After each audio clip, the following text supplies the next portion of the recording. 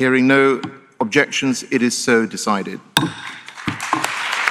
After 2 weeks of torturous negotiations, a deal in Glasgow that many at the talks are calling imperfect progress.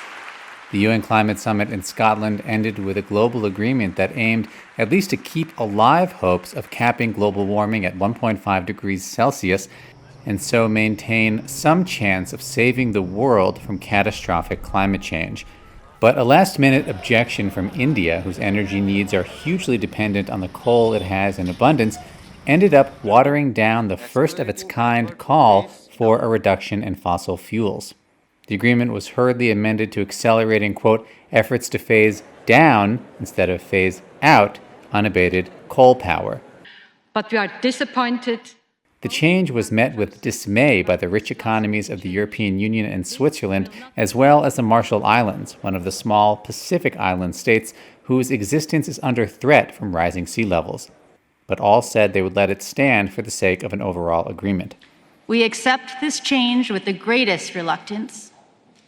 We do so only, and I really want to stress, only, because there are critical elements of this package that people in my country need as a lifeline for their future. Alok Sharma, the conference chairman, apologized after he heard vulnerable nations express their anger over the last-minute changes. I also understand the deep disappointment. But I think, as you have noted, it's also vital that we protect this package. The agreement, in effect, acknowledged that commitments made so far to cut emissions of planet-heating greenhouse gases are nowhere near enough, and asked nations to set tougher climate pledges next year rather than every 5 years, as they are currently required to do.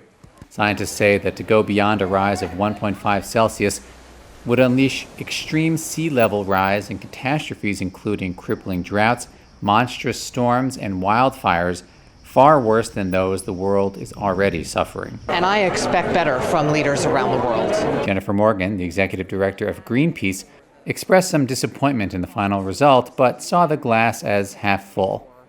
And I think no matter what this word change was at the end, it's very clear that coal is on its way out around the world.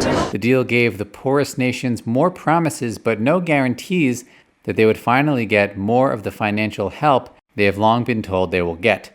Activists at the summit, including Greta Thunberg, had urged world leaders to do more to avert the catastrophic effects of climate change and repeatedly labeled the talks a failure.